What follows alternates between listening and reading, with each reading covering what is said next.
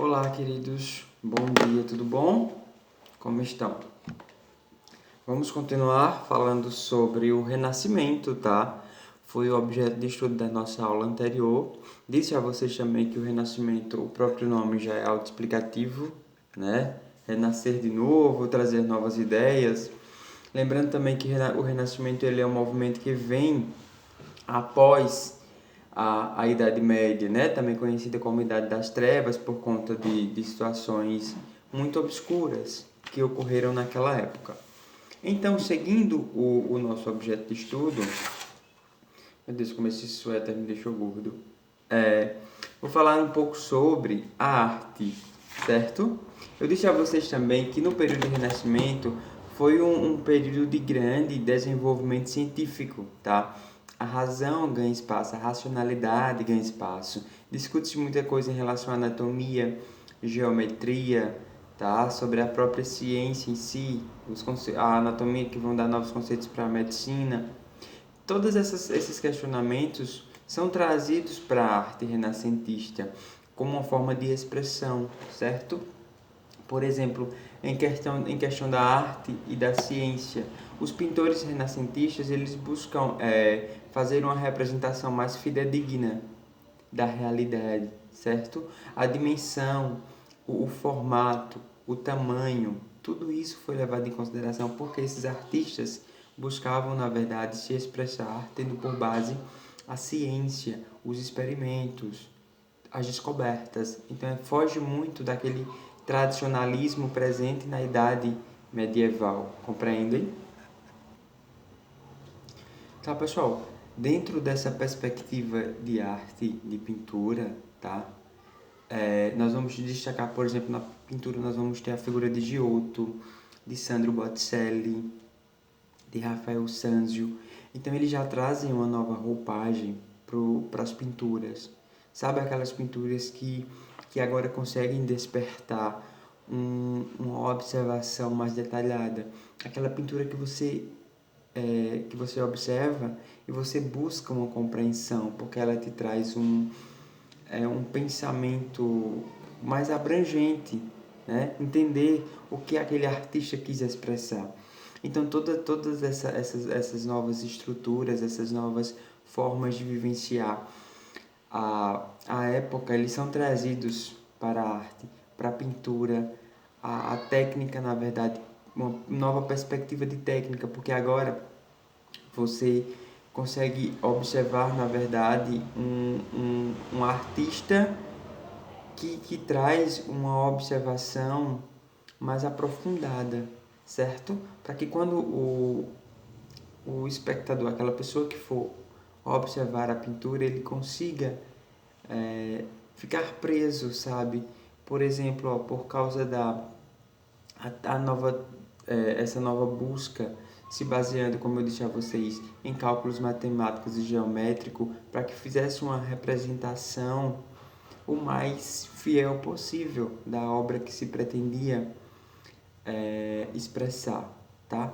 Dentro da escultura também não foi diferente. Nós tivemos, por exemplo, Lorenzo Gilberto, Donatello, Michelangelo, que é tão conhecido mundialmente, que através das esculturas eles inovaram nas técnicas e trazia grande expressividade. Por quê? Porque era como se não, eles estavam conseguindo agora fazer uma expressão mais real.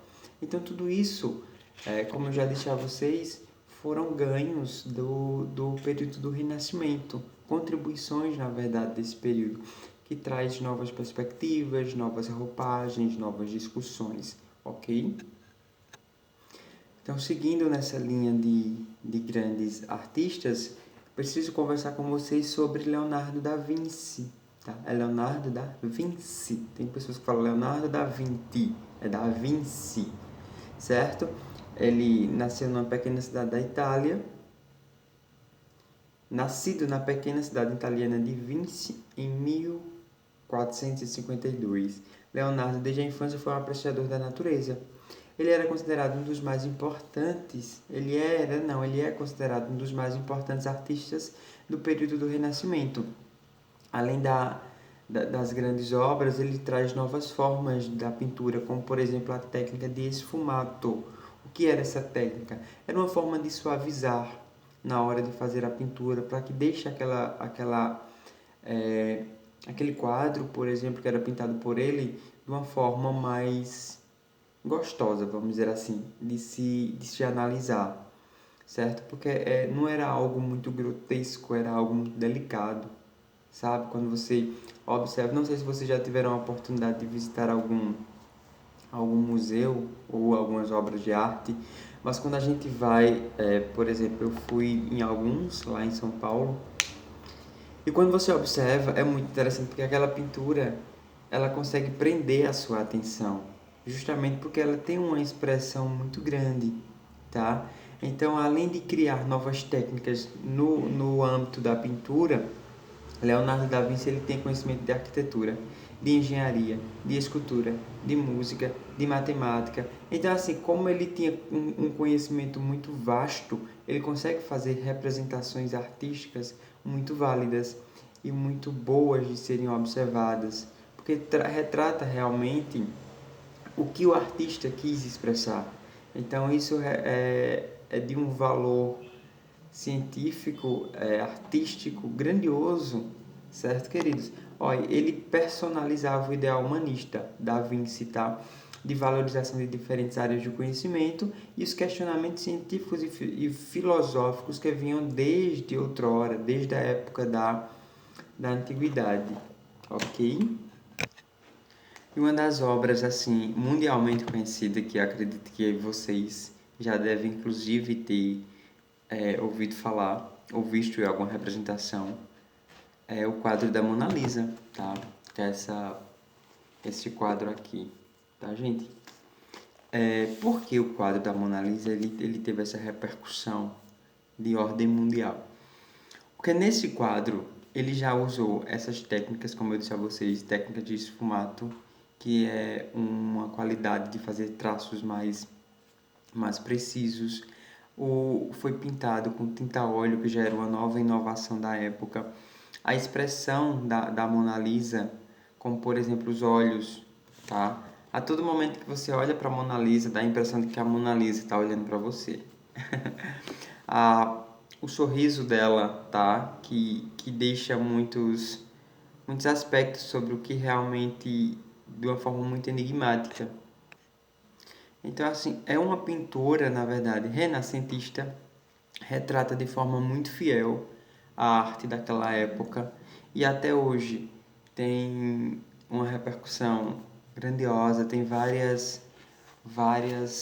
discussões de quem seria a Mona Lisa ou por que foi pintada, todos esses questionamentos que eu não vou conversar com vocês agora porque não é o momento.